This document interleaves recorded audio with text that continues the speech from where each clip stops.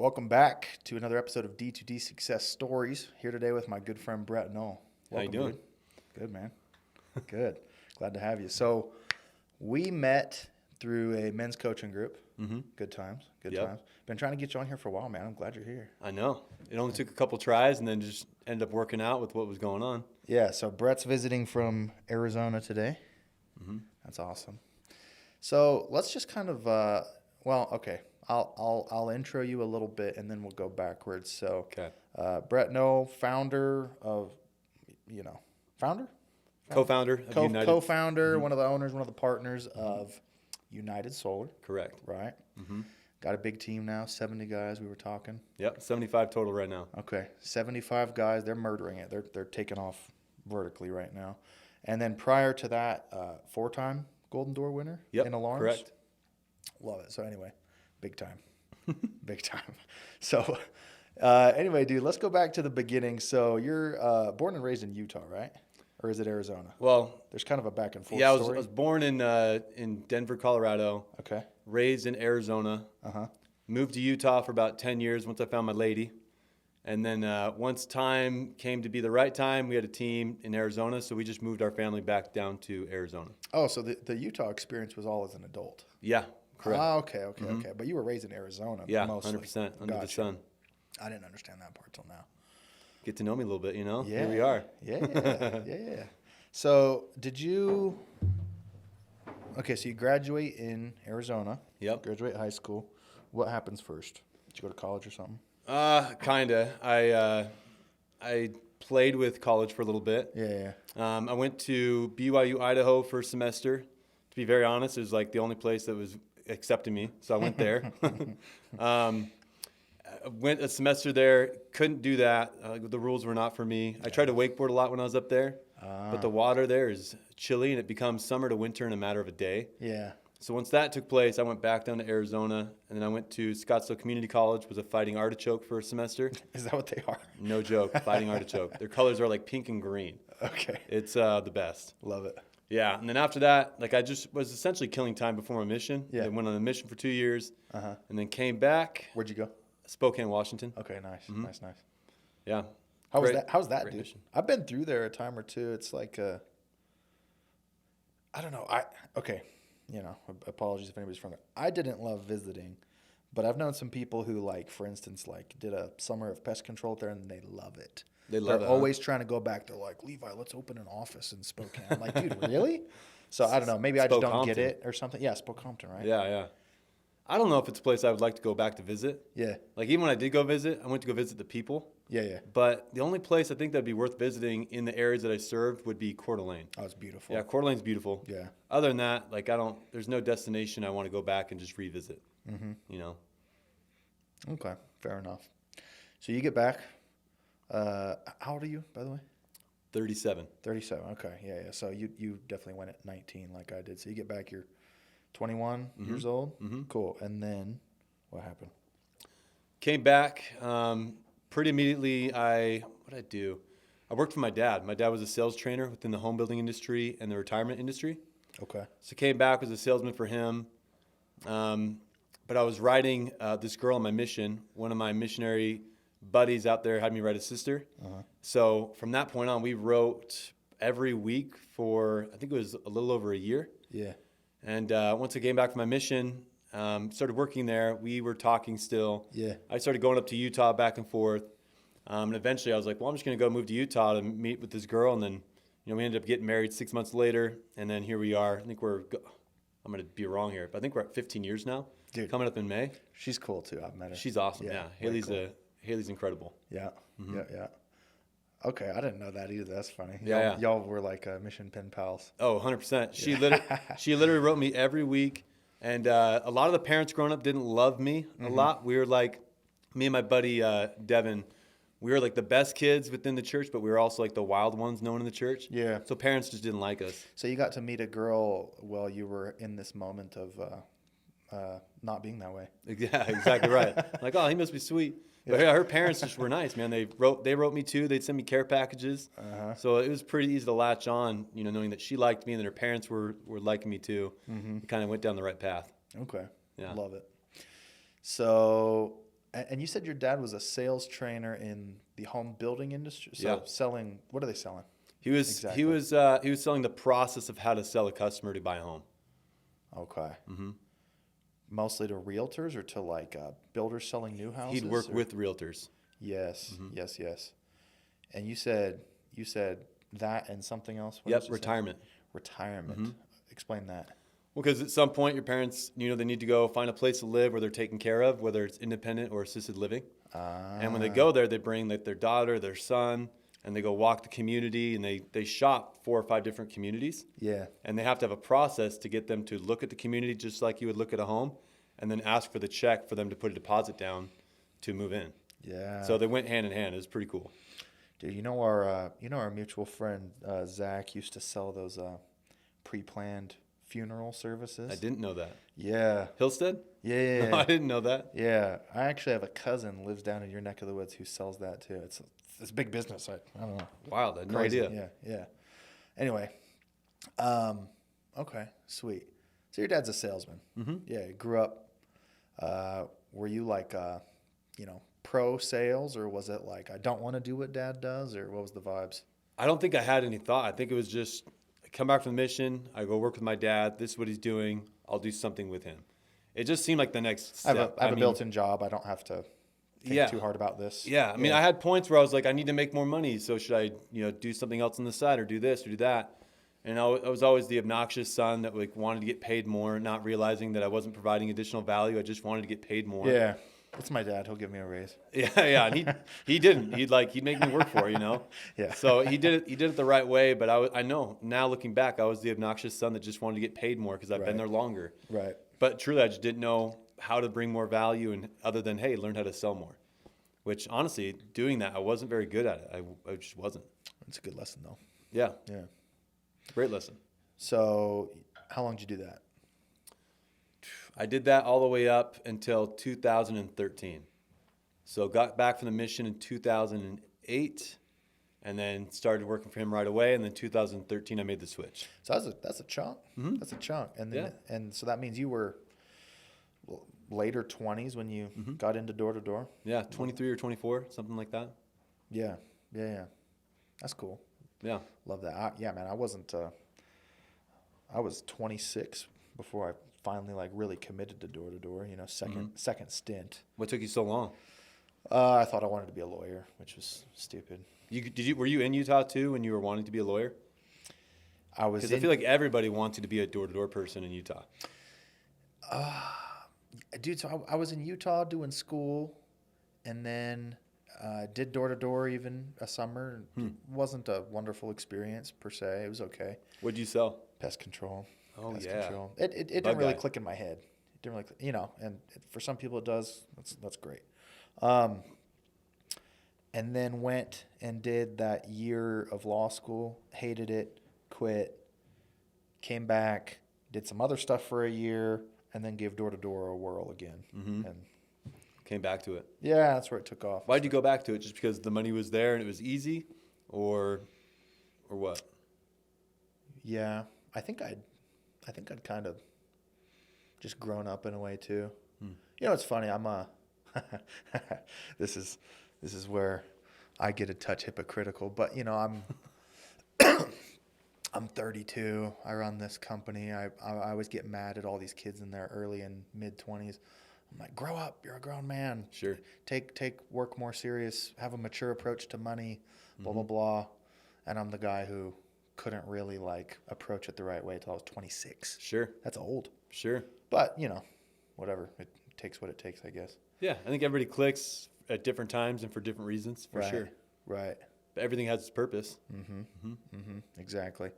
So you do, like you said, 4 or 5 years with your dad. Yep. In that whole thing, and then how did that how did getting into door to door come up? Yeah. So I got to a point where I still sold however much I could sell. I wasn't very good at it. I just wasn't. Yeah. I ran a call center up here in Provo, and it got to a point where I was just so unhappy. I hated it.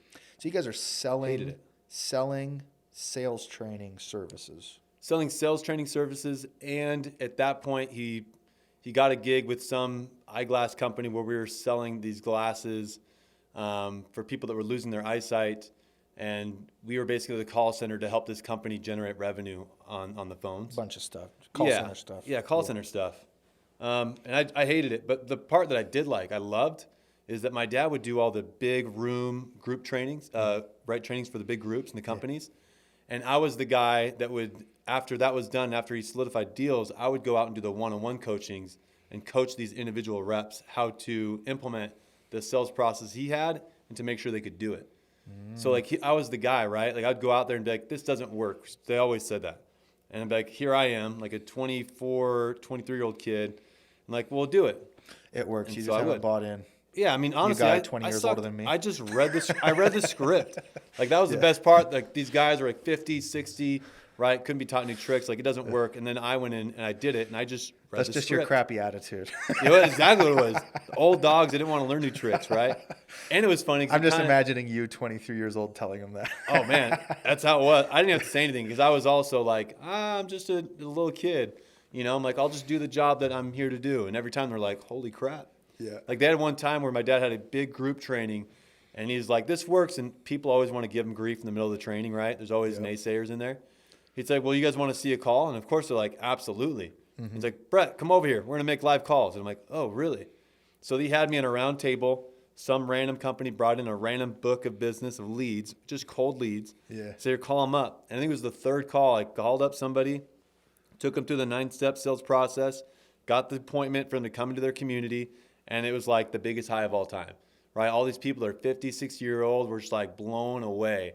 And my dad obviously was like, hell yeah, that works, right? Yeah. And but man, the pressure was like, this is cool. And then I learned in that moment, like it's not about your amazing natural sales ability. You just have a process in place and you follow it, you're going to have success. Well, that's a great way to pitch. It's like, yeah, my son, minimal experience. He just does the system. It's not talent. It's not experience, whatever, Yeah.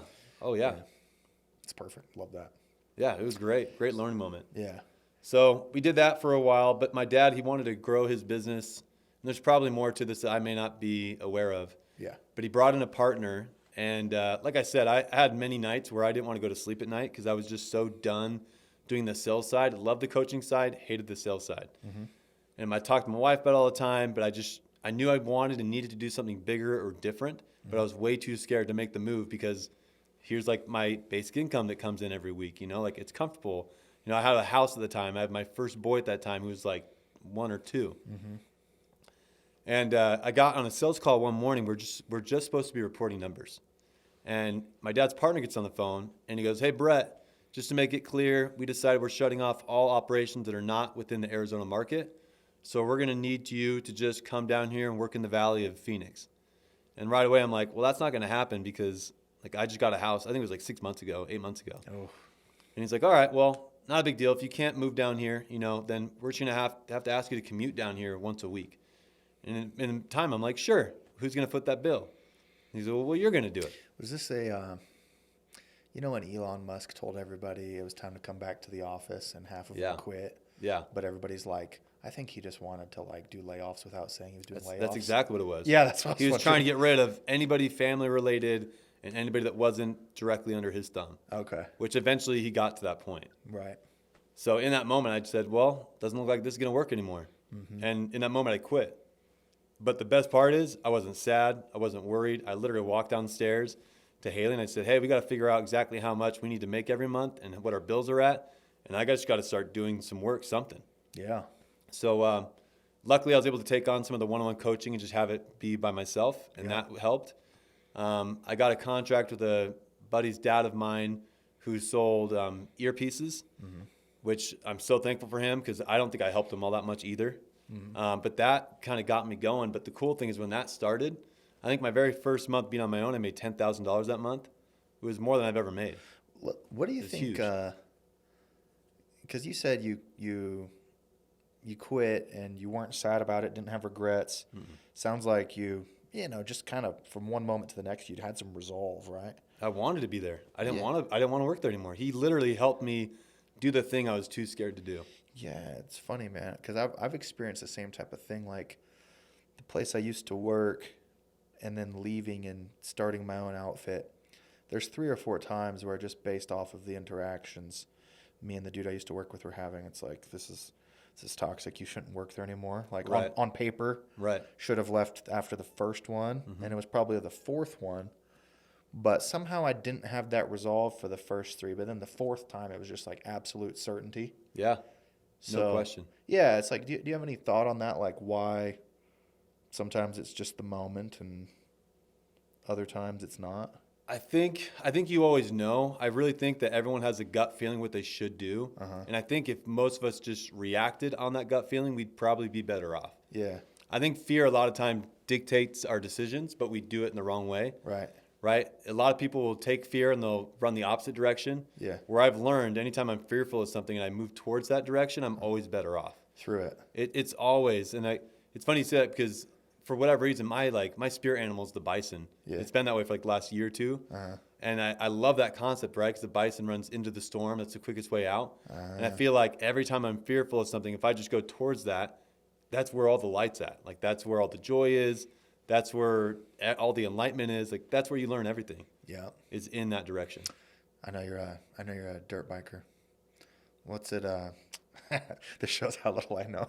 What's the little tiny bumps all in a row that you ride over? Man. I'm not a dirt biker. My boy does BMX, but whatever the rhythm section. That's what I call it. Yeah. So, I've heard it said. I wouldn't know because I don't do this. Yeah. I have heard it said that it's actually less bumpy if you take it at speed. Oh. You know what I'm talking about? Yeah, for sure. Yeah. For sure. So, same type of concept. Anyway. Yeah. It doesn't feel like you're going all the way up and down. You're kind of keeping that rhythm and the bike's going. Yeah, that's so true. Never thought about it like that. Yeah. That's great. Okay, so you leave, you start doing some of the one-on-one coaching. So same business, at least initially, just on your own. And then how does Alarms come about? Yeah, so I did that for a couple months. My brother, I got at him. He was doing security for a buddy of mine that year. And in that moment, like I always told people, like, hey, if I'd ever needed a job, I would just go do door to door, right? Everybody kind of expects you to do it in Utah anyway. Right.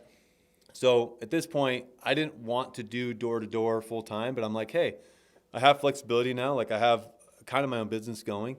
I talked to my brother. He wasn't extremely happy where he was at. And I knew this guy named Bret Kessler up in Idaho, which I love to death. He's one of the best humans I've ever met. And he ran a cable park in Idaho, Rexburg. Yeah. I was big into wakeboarding at that time. Yep. So we used to go up there and do wakeboard competitions in Idaho. We used to host them. Yeah, I'm surprised they had a cable park in Rexburg. I know. But the coolest thing ever, we ride cable parks in the summer. Yeah. And because he was we knew him so well, we'd kind of do whatever we want. In the wintertime, they would run the cables the same way, but you'd bring your snowboard and do the exact same thing. What? It was pretty unreal. Yeah. Yeah, some cool experiences with that. But he did door to door, and he ran. I don't know what exactly his position was. I think it might have been a VP for Protection 1. Okay. So I said, Taylor, just go over there, work with this guy, dude. I love this guy. He will take good care of you. Yeah. When I did, I'm like, hey, maybe I will do this with you, but you'll run the whole team. I'll just go and visit every other week, and I'll help train the guys. Yep. And he was all about it. So we did that. And I used to go out there every other week to Houston at the time. And I don't remember, maybe it was about a month and a half into it. And I went out there and it was 1 week I did 10 accounts and I made $5,000. And I remember going back to my wife being like, I just made $5,000 in a week. I was like, what if I did that like 4 weeks in a row? Maybe I should do this all the weeks. Yeah. I was like, there's like some serious potential here.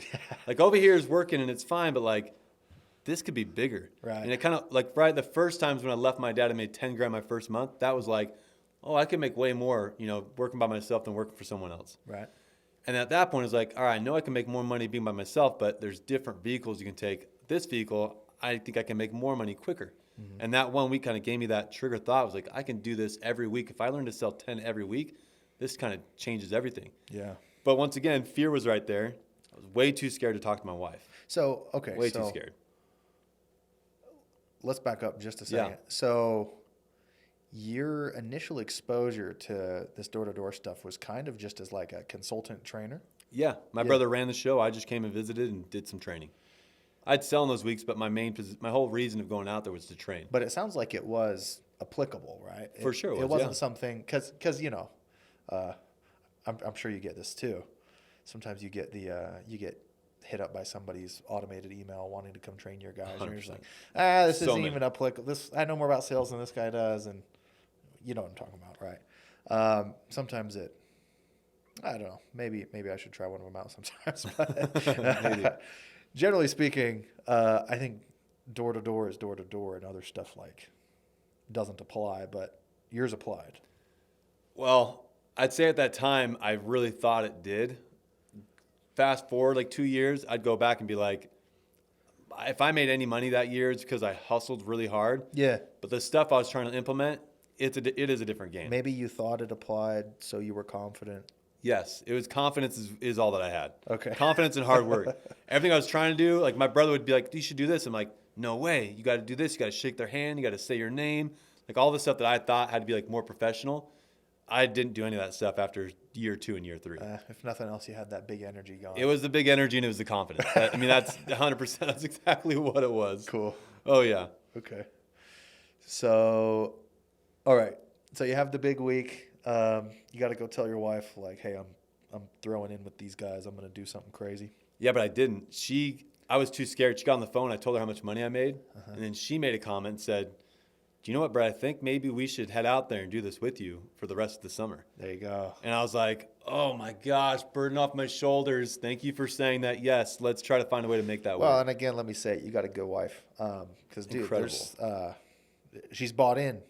Yeah. She's bought into what you're doing, man. She's bought into supporting me. And I know that's not every spouse. Like, I know that. Right. It's my spouse. It's your spouse. But, yeah, I'm sure we've both known plenty. I certainly won't name names, but there's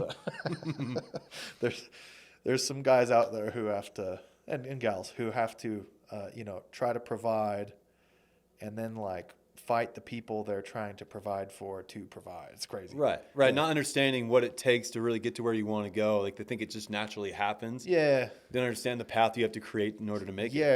Yeah. I want you to make good money, and I don't want you to have to work hard for it either. Right. I'll be here. I don't know. Right. Whatever. That's right. I don't know. I'll stop with that one. I don't think that's going to be a popular topic. We can go. But anyway, yeah, you got a good wife. She's bought in. You guys move out there. Mm-hmm. And so, how's it go? We move out there. I remember I had a goal for like years before that. I wanted to make 100,000. And fast forward to the end of the year, I was the top rep of the 2 teams that were out there together. I did 130 accounts my first year. Yeah. I didn't really know if that was good or not. I just knew that I sold more than the guys that have been doing that for 6 years. Yes. And I was cocky. I was definitely cocky. Like I accidentally sent text threads with the other managers on there completely by accident, like talking shit. Yeah. Like I was not the best example. Like now I have like, if I have a hothead rep on my teams, I'm like, I get it. I understand. Yeah. But let me teach you so you don't make the same mistakes I did. Yeah. But yeah, did that. Did 130. I think our team did 400 that summer.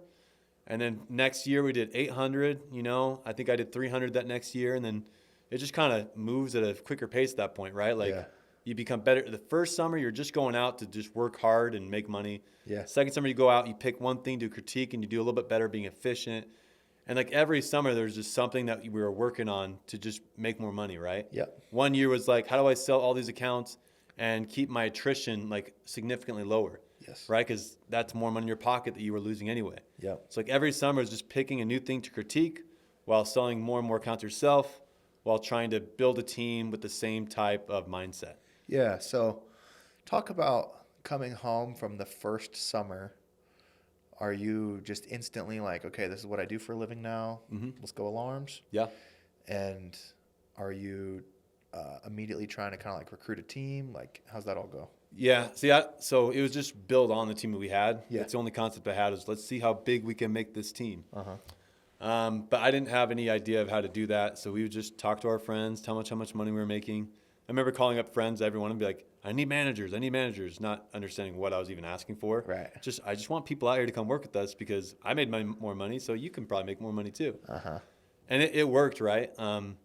But I think a year or 2 after that, linked up with Jake Ellsworth, who is like, he is the GOAT of the security industry. Okay. There's a lot of people that are good, but there's nobody that's as good as he is. And I will argue that to the death of me. On the doors? On the doors. Okay. Yeah.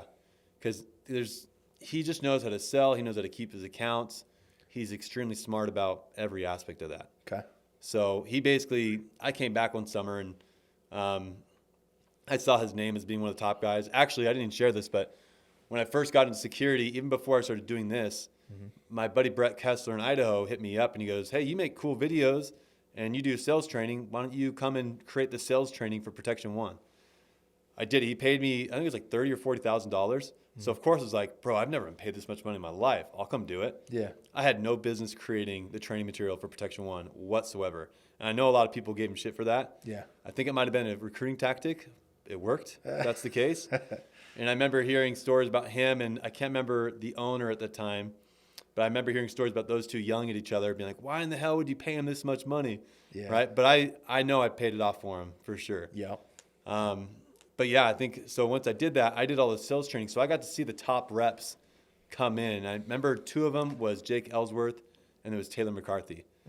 And so once I needed to level up my game, I remember hitting up Jake Ellsworth because he lived in Arizona too. He's very welcoming. He said, "Come over to my house." I wanted to come knock doors with me. He's like, "I'm not going to knock doors with you, but come to my house and I'll just walk you through everything that I do." So he sat me down for like 2 hours in his home. He said, "I don't do fresh doors. I do switchovers. These are all the signs that I switch. This is how I look at the signs. This is how you identify panels. This is the pitch that you're going to use. These are the hours that you're going to knock." And basically I just took that back to our team and said, "All right, Here's we're what we gonna all do differently." now. Yeah, I know. Yeah, now it's like the thing. Yeah. And I was a little bit late on the game. He did it, he was early on it. But it was just the fact that we had like a strategy. Yeah. And we were doing it a little bit differently than everyone else was doing it. Because then we had the summer where we'd be at like 10, 15 deals by 12. And that's when people are just getting out of their meetings. And they're going, "How are you guys already at 15 deals and we're just getting out the door?" Well, it makes your recruiting strong too. Then you've got a secret sauce. Like, yeah, man, I can teach you things nobody else can teach you, but we only do it here. Even if somebody else knew the sauce, they can't really implement it quite like I do. No, they couldn't. Yeah, so. And that's true because you tell people exactly what they do and they leave and they don't execute any of it. Right. Like they still need like somebody to guide them along the path. Okay. So when did that occur? Oh, that's before you got in, right? No, so the training with Protection One was before I got in, and then that led to my first summer. That's why I linked up my brother with him. Oh, yes. And that's when I started to go out there every other week. And then because of that happening, I just ended up going out there about midway through the summer to join up. Got you. Cool, man. So talk about kind of scaling up, your personal production and also your team summers too through however many. Yeah. So to me, every year I went out, there was always something to do differently. Yes. So like I said, the first year I recognized it was pure hard work, right? Meetings were done. I was the nerd that like walked first out the door to get to the doors. If I went to lunch, I went straight to the doors, right? Yeah. When it was time to go home, I was literally almost always the very last one home. Mainly because I was like, if I'm ever going to do summer and I'm not wakeboarding, that was like my one big passion is I was a wakeboarder. That was like part of my identity. Right. It's like, if I'm doing this and I'm not wakeboarding, I'm going to make sure that this works. So I would leave first, come home late, right? They'd always come home on Saturdays at 5. Our whole team would always be coming home at Saturdays at 9 o'clock. We'd rest on Sunday. We'd do it all again and again and again. Yeah. So year one was just working hard. Year two is learning how to work smart. And that's when I linked up with Jake Ellsworth, where he gave me the information. Yep. And that's when we started to follow that type of schedule. Yep. And there were learning curves within that, right? But every off season, I would pick something. So that off season, it was like, all right, now I'm specifically doing switchovers. He talked about signs. So I remember going to every sign in every house and looking at the back, being like, he said this, this, that. All right, that sign says this. That means this. All right, I should knock this one. Or, okay, this one's not new enough. I need to pass it. And so that first summer, it was just learning how to perfect the craft that he gave me. Yep. Executed it, did 300. I think our team did 800 that year. Yeah. Third year, I believe it was attrition, right? Attrition, I don't know exactly what the average was, 7 or 10%. Yeah. We'd always be around there. But there was another guy named Tyler Williams where his attrition was like 1 to 3%. Yeah. So I was like, how's he doing that? Yeah. Right? So we learned how he did it. And we learned about how he just took care of the buyouts right on the spot. He took care of the cancellations right on the spot. So what did we do the next year? We're like, hey, you guys want to have better attrition? This is exactly how you do it. Messed up a few, got it dialed in within a week or so, right? Practiced that all off season right here in Utah. We always did about, at least personally, I always did about 60 to 100 accounts locally here before I went up for summer. Yep. So I could see the light at the end of the tunnel when I got out there. Yep. and then executed that at a higher level. I think that next year, the third year was 400 accounts. So that was my first golden door. Mm-hmm. And then we doubled that year from 400, 800, and then 1,600. So we just kept doubling up our numbers for the first 4 or 5 years. Mm-hmm. And like I said, it was really just about, we never brought in like 10, 15, 20 people. We'd always bring in maybe 5 to 8 guys that knew a year. Yep. Right? And those 5 to 8 guys would usually do well enough where they'd come back the next year. Yeah. Like we didn't have a lot of attrition of guys, but we also didn't bring in a lot of people either. Yeah. It was just I mean, there's trade-offs both ways. You just hit them with the, we only take these many guys because we want them to be killers. We're going to give you tons of training. Whatever your approach is, right? Yeah. And I don't think we scaled as much either because it was all about the personal production. Uh-huh. And that was like our safety net, right? Like if the guys left all in one day, I'd still be okay. Yeah. As long as I had my own personal production. Yeah. But because I had it that way too, that is also the reason why we didn't scale. Yeah. Cuts both ways. Yeah. You got to kind of pick your path. Mm-hmm. Mm-hmm. What was the biggest your alarm organization got? I think we did upwards of 4,000 to 5,000 accounts. Yeah. And I think my personal highest was 480 one year. That's crazy. Yeah, that was a good one. I think I never sold alarms, but yeah, that's good, big. Yeah. Yes. Yeah. Huge. And head count. Would you have 50 guys, 80 guys? No. I mean, we were always known to be the lowest amount of reps, the highest amount of production. Okay. So we always did that with like 15 to 20 reps. Okay. It was never like, whereas other companies, it would take like 60 to 80 reps to do the exact same thing. Yeah. Which is also why other teams would always lose their housing budget because they bring all these people out. More than half of them go home. They have all these empty apartments. Mm-hmm. And that was one of the learning curves I had one year. The guy was like, dude, you can get a housing budget. I'm like, I get a housing budget? It's like, that happens? I didn't know that. Yeah. So I remember we negotiated that year. We're like, hey, we want to get the housing budget if we're positive on our housing. Yeah. And we always were because we only brought back a few new people and they always stuck the whole summer. Yeah. Yeah. The learning curves are just always like, there's levels to like every game. Yeah. But you only earn those levels once you get past the first one and the second one. Right. Uh-huh. Right. Okay, so yeah, man, 4 golden doors, right? Mm-hmm.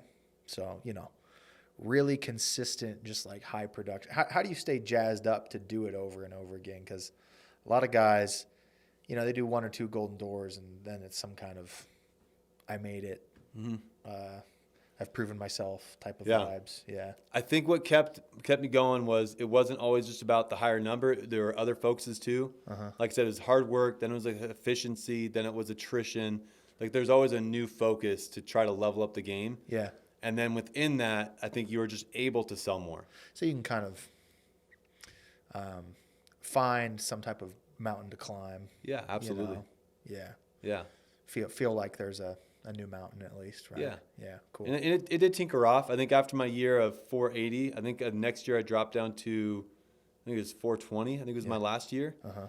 And that was the year I was like definitely just tired of it. What's the most alarms anybody's ever sold in a year? Do you know? I don't know. There's different ways to look at it because there's owners that will go out that will put up extreme numbers. Yeah. But behind the scenes, you have the company setting up appointments and they have other things working for them. Yeah. Which is great for their purpose, right? Their purpose is to jack their guys up, get them excited. But I don't know. It's just hard to tell. I just asked, like, is 480 like? Yeah, that's a big one. Amongst the my younger brother, his last year, I think he sold 520. Holy crap. Yeah, he killed it that year. Yeah. Wow. Mm-hmm. Okay. So you murder it, a whole bunch of years, 7, 8 years. Mm-hmm. Yeah. And then we were talking about this earlier. 2020, you do the COVID summer. Yeah, that was a wild one too. Before we move on, anything special to say about that one? Yeah, it was a trip. Going into the summer, me and my brother were like, what do we do? Do we go out? Do we not go out? So I remember going out in the valley right when COVID hit, and I remember getting messages on Facebook calling me grandma killer. Like I got from like close friends. They were ripping me new one. And to be very frank, like I was kind of like the hardcore, like, oh, we're fine. But deep down, like I brought Clorox wipes with me in my car. When I got back home, I remember a couple of days taking off my clothes and leaving them at the door just because like it was such a mystery. Trying to do the right thing, man. Trying to do the right thing while still got to make money for my family. Yeah, got to put food on the table as well. It was a tough one. It's funny, man. That COVID summer, the sickness, it was what it was. Mm-hmm. Sucks, sad for everybody who was impacted. For sure. But in a way, I look back at it and it's almost like, man, the sales that was a crazy summer. Yeah. Just For a lot of different reasons. Door to door, industry wide. A lot of people went someplace and then had to change towns. Yeah. Whole bunch of that. A whole bunch of people broke records. Oh yeah. Which was crazy. Oh yeah. I almost look at it like we all went off to Vietnam and came back or something. You look back on it and tell stories about that. Oh yeah. But anyway, so you come back, and after that summer is when you transition to solar, right? Yeah, I had a really pivotal moment where it was kind of weird because that whole summer there was a lot of push going in. Like I said, before even we did summer, we basically said, let's go out for a blitz to Texas. Let's just see how it is. Mm-hmm. And based on that outcome, we will decide if we're going to go out for summer with our guys or if we got to figure out a new game plan. Sorry, a solar blitz. No, this was security. Okay, so security not yet, blitz. not that there, yeah. Yeah. So we did that. It went well. We're like, all right, we're doing summer. Okay. Right, got through it. But Taylor and I, we definitely had our tiffs. Mm-hmm. We just cared a lot, right? So every summer we'd get blow up, yelling matches for sure. This is your brother who you run stuff with. Yep. Him and I managed the team together the whole time in security. Yep. But we just had a hard time, working together. I think he was starting to level up too, which was really awesome. Mm-hmm. And I don't think I was ready for him to level up, to be totally honest. Yeah. Because he was leveling up past you, or because? I think it was probably honestly both. Because he did sell more than me that year, but I don't think that was the issue. It was the communication. Are you the older brother? Older brother of that one, yeah. Yeah. So maybe I threaten that he's less of a younger brother vibe or something. To be honest, we're really good now. Yes. I'm going to go run with them, a little bit tomorrow. I don't think it was so much of that. It was more of him and I not really knowing our role anymore. Oh, okay. And our communication just going to shit. Got you. Yep. And because it was bad, I just was not in a good mindset either. Mm-hmm. And I remember my very last week in security, I always sold about 20 a week. Mm-hmm. Really good weeks, I'd sell 30 or 33 in a week. Probably did 3 or 4 of those in my career. Mm-hmm. But that very last week, worked as efficiently as possible, as smart as I possibly could, went to the best areas I possibly could. That week, my very last week ever in security, I did 41 accounts, which it's huge in that space. Yes. But the problem is after I did the 41, I was not happy about it at all. I got no joy, no fulfillment. I didn't post about it on social media. Well, that's your sign, right? Yeah, I was like, this is done. You reached the peak of the mountain and didn't even like it. Didn't love it at all. So, don't climb that one anymore. Yeah. I literally went back. I'm like, this is my time. I'm done. Yeah. And went back home, and that's when it was all right, time to start learning the solar game. Okay.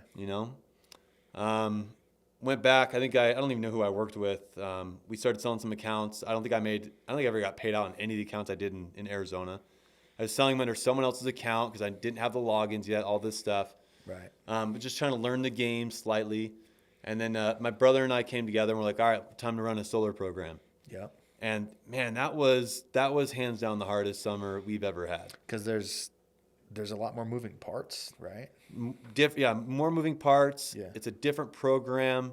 We have to get our guys that are high producers now in security to tell them that solar is going to be better, which it is. Now I know that. At the time, I didn't know that, but I'm like, it should be, right? There's bigger margins. Why not? Yeah. But there are so many moving parts, and to top it all off, like we said, we still weren't communicating the way that we should have been. Right. So, but we had great moments. We had weeks where we sold 100 accounts for a week for 6 weeks in Georgia. Mm-hmm. And to tell you how much money I made that summer, I made negative. I think my bank, it was negative 30,000 what I made at the end of that summer. It was the worst. It was the worst outcome I've ever had in the summer because we had all the money going out for housing. I was traveling out there every other week. I was away from my family 2 weeks at a time because they couldn't come out because the school schedule in Arizona was different than it was in Utah. Right. It just didn't. The system didn't work the way that it used to. Yeah. And then we came to a point where we were just not working well together at all. I flew out one day to Georgia. The second I landed, we got on the phone and we're having a yelling match. And I just said, I'm officially done.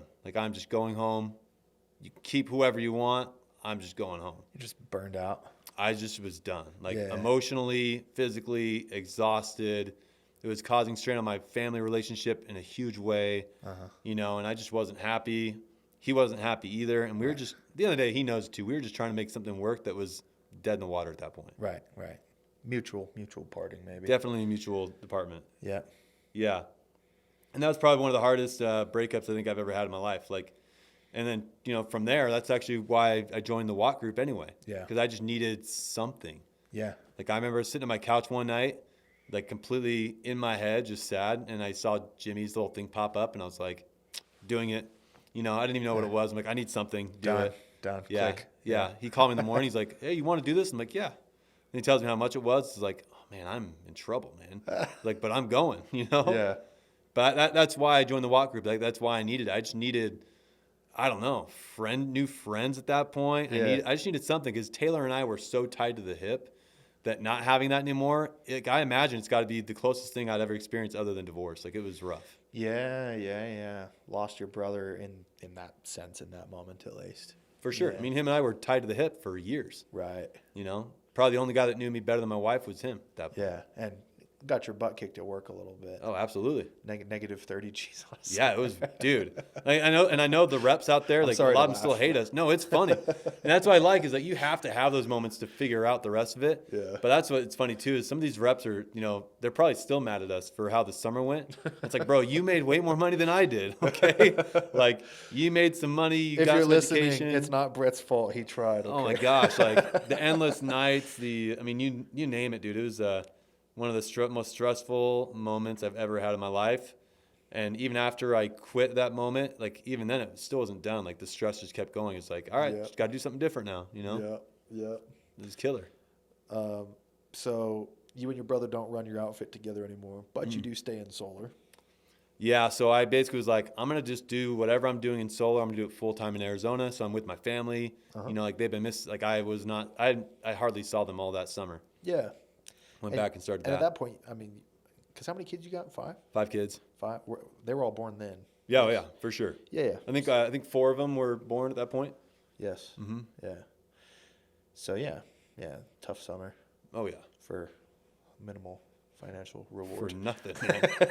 Talk about, it was all educational pay at that point. Yeah. But that's the benefit too. I always tell people I learned more in that summer than people probably would have been in solar for 6 years to gain all the knowledge that I got. Right. So I learned about what EPCs not to work with, what to look for, you know, how to, everything I needed to know I learned in those few months. Saw it all. I saw everything. Love it. Oh yeah. So talk about getting started in Arizona again. Yeah, so I don't know. We one of the guys that we were talking to about partnering with us out in Georgia, he never got fully onboarded, but I really liked him. His name's Jordan Seifert. Okay. We went to high school with him back in the day. We didn't really hang out, but we knew of each other. Yeah. He was trying to recruit me to do solar with him, but I ended up bringing him out to do solar with us in Georgia. Mm-hmm. So when I came back, I basically called him up and like, hey, we are partnering up officially. I called up my older brother, Brock, who was another sensitive subject. He's my older brother. Yeah. And he was kind of working with us out in Georgia. Mm-hmm. And same thing. I was like, hey, dude, I want to work with you in Arizona. And he was trying to figure out what he wanted to do. Then I hit up one of my other buddies in Arizona. I was like, hey, you already have some solar guys. Let's all come together, the 4 of us. Let's start a solar company in Arizona, and let's just run it. Yeah. And then we started right there. We started a company called Elevate. We started with our EPC Elevation at the time in Gilbert. Mm-hmm. And then we just started to figure it out from there. Love it. And how's that growth go? Like, so at this time it's like this. The 4 of you partners and a few salesmen that the one guy brought. Yeah, I mean that's really it. Yeah. That's it. I mean it was something, but it wasn't going anywhere. Right. And I think that's where I've learned too. Like the decisions I make, I have to make them when I'm in the right state of mind too. Like I just needed to have something, and so we got something together. Mm-hmm. And it just didn't go anywhere too fast. We made some accounts, did some deals, but it never grew anywhere. Because why? Because you kind of set it up the wrong way, or we were not unified in the direction and in what our expectations were out of the business. Right. One of my favorite books, it's called From Zero to One by Peter Thiel, the PayPal guy. He talks a lot about the founding of companies. He's like, you only get to do it once. It's super important that it be done right. It's like the birth of a child or something. Absolutely. Because it's hard to walk back little decisions. I mean, especially if you put them in an operating agreement. It's definitely more painful. There's no question about that. Yeah. I mean, you guys had some success though. Yeah, I think we did like 600 accounts, 600 accounts that year. Yeah. Yeah, like we didn't get nothing. Like it was okay. Yeah. It just wasn't any fun. Like that's the reality. Right. The rep expectations were different on all sides, and like stuff I dealt with that year, I never had to deal with ever before. Like we'd have people leave blitzes early, which in security days, like we ran such a tight ship. If that ever happened, they would have been gone in no time. Dude, so I tolerated a lot more. The new world of door to door, it's a lot more loosey-goosey than it used to be. Dude, it can't be. It's so rough like that. It drives me crazy. Yeah. I mean, I don't endorse that. Yeah, I know you don't, because I know your ship's tight. Yeah, but I feel like that's the reality in the greater ecosystem, right? Mm-hmm. There's a lot more 18, 19, 20-year-olds these days. Yeah, there are. It used to be a 24-year-old's game. Which is kind of cool, right, too, because it also shows that a lot of people don't want the 9-to-5s anymore, and they want the straight commission jobs. Yeah. I feel a lot of that dynamic has changed over the last couple of years. Right. I think thanks to COVID, honestly, I think that triggered a lot of that. Right.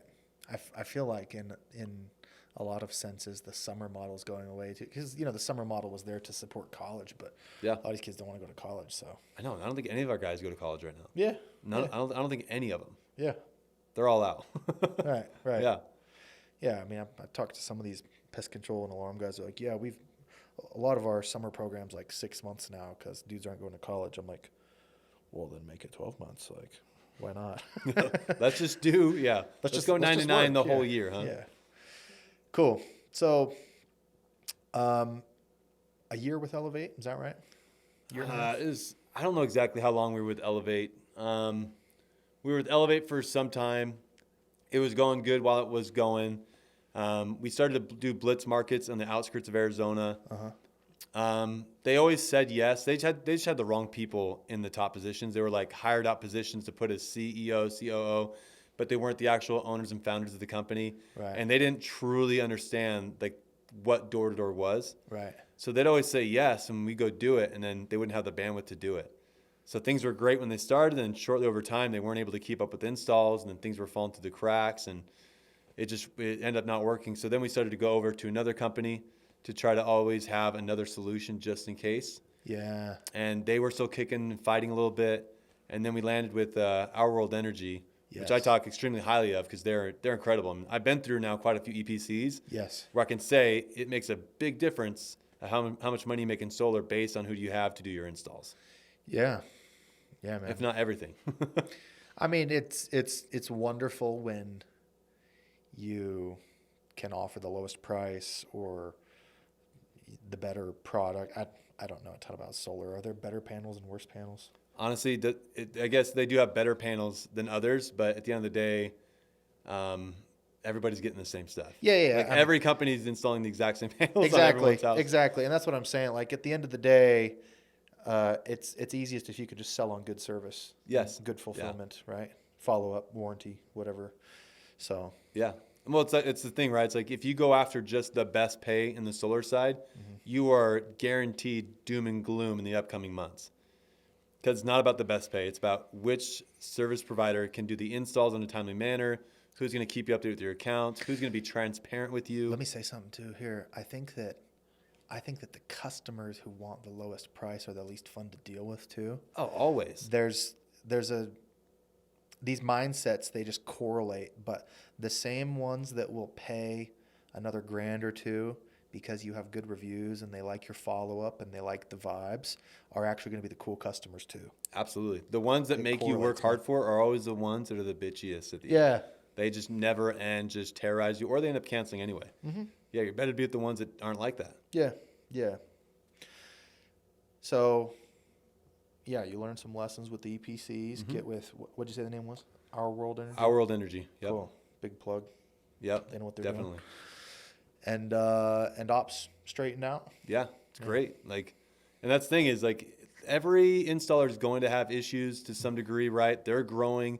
They're trying to scale while you're scaling, which I can see how crazy that has to be to scale the install side, because scaling the marketing and the sales side is super simple. Yeah. Scaling that side, there's a lot more moving parts. Well, and it's the tail. Sales is the dog. Absolutely. They're kind of captive in a certain way. They react, whereas we just do what we can. Absolutely.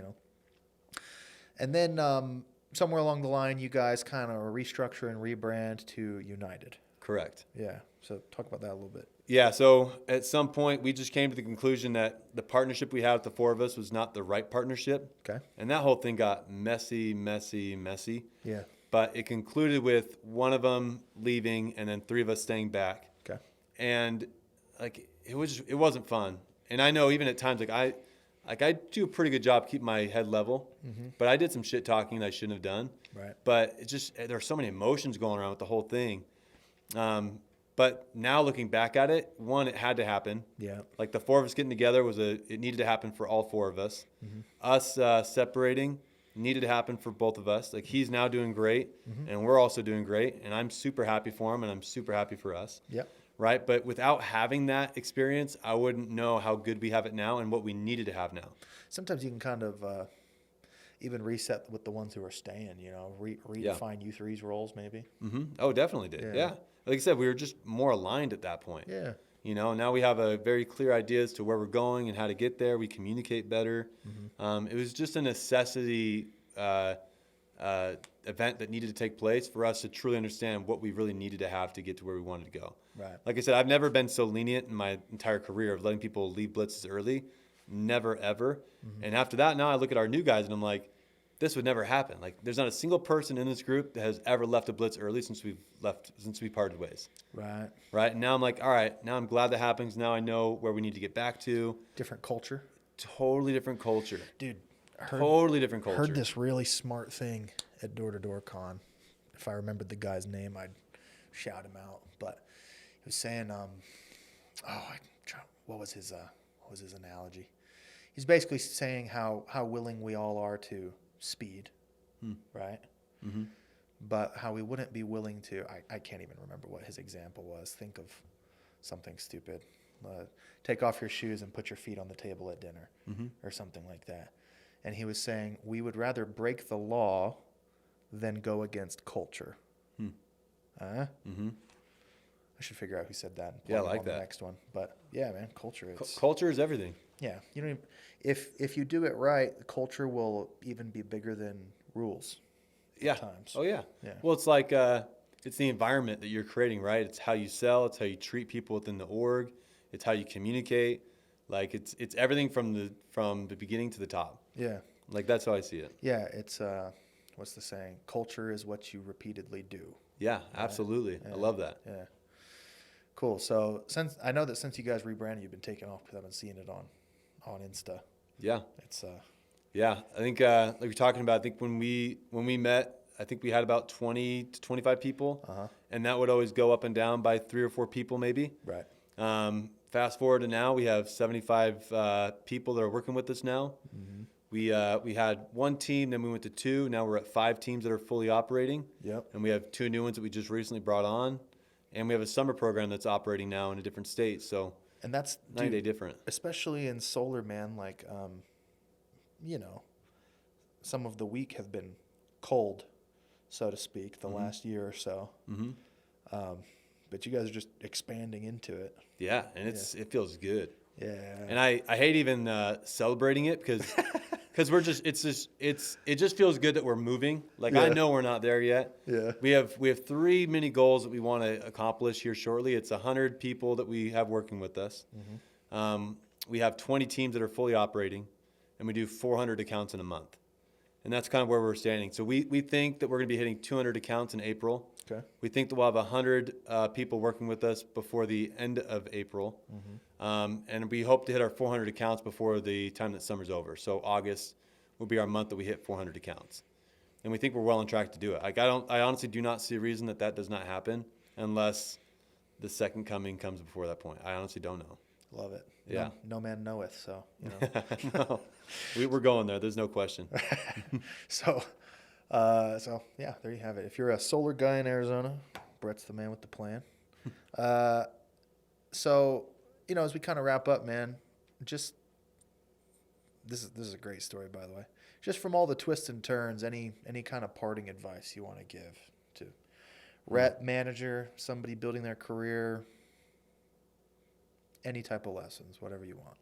Yeah, I don't know. I think, well, even when we talk, I say the word people, because people will say reps, right? Yeah. And I try to be really careful on how I say that, because every person that comes into the org, like, we truly do care about those people. Yes. Right? We always tell our guys, like, if you ever have to let somebody go, you're not firing them because you just want to get rid of them. You're letting them go to put them in a better place. Yeah. Right? You bring them in to put them in a better place, and we hope that it is. But if they don't create that side for themselves as well, then we have to let them go to be in a better place, because we have a lot of people that will stay just because they want to be a part of the culture. Yeah. And if they're not making money, but they still want to be here, right? They're going to be broke, and we don't want them to be broke either. Yeah. Can I jump in on that, dude? Because Please do. That's exactly how I do it too. So, you bring them in and you say, hey, man, we've got the system. We think you're a good fit. We're going to plug you in. Need you to do what we teach you, and we're going to teach you how to make some better money. Yeah. And then you go a month or so, and if they're just not able to do it, then the speech isn't, hey, buddy, you're fired. Right. The speech is, hey, well, and let me just say, too, a big caveat here is that you have actually done the training, right? Correct. It's kind of a gut check to you. Like, if Correct. what I'm about to say, if you can't go say it in good conscience, then you didn't train them right. Right. But the what you go say is, you say, hey, man, we've obviously been trying hard to train with you. Seems like the job might just not be a good fit. Like, you're not making money. We want you to be able to pay your bills. Don't you think you'd be a little happier if you got some type of a little bit different job? Correct. Yeah. Yeah. So Yeah. Because they're humans. yeah, it's you're making a mutually beneficial decision to bring them in, at least based off the info you have at that point in time. Correct. Yeah. And then the same type of decision when they go. Correct. Yeah. Sorry, go ahead. No, I think that's it, right? I think everyone just has to remember that these are humans, that they have lives, they have things they care about, right? They're just like you. Yeah. And I think that was kind of the big benefit of going through all the turmoil that I went through when my brother and I parted ways. It caused a lot of self-reflection. I was able to better understand who I was, which helped me better understand people that I'm talking to, which has created more empathy for the people that I work with. Mm-hmm. So I think that, for one, is probably one of the more important things. And then other than that, like, you're never done learning. Like I said, I never have had so much fulfillment in door-to-door than I am right now. Mm-hmm. Like, I know there are a lot of guys that are selling that are going to make way more money than I am. And I am so happy about that, because I'm creating something, like a pathway for other people to do things that I did, right? And I feel like I'm mentoring them better than what I had. Yeah. Right? I had to figure it all out. These guys don't have to figure anything out. It's like, I will literally walk them through step by step to get to exactly where they want to go. Yeah. And I didn't have that. I had it for certain points, and then it was like, all right, now go do the damn thing. Yeah. So I think it's just, you always have to be learning, because, like I said, when I sat with you at that conference, that really opened my mind. I went back. I'm like, we're not doing this thing. We got to start doing it. And that's one thing that the great Casey Ball told me years ago. Mm-hmm. He said, if you want to recruit a lot of people, you have to get as good at recruiting as you are at selling. And I always thought about that, but never really fully understood it. But now I think about it, I'm like, yeah, we spend so much time developing our sales process and how we work, when we work, the things we say, how we say it.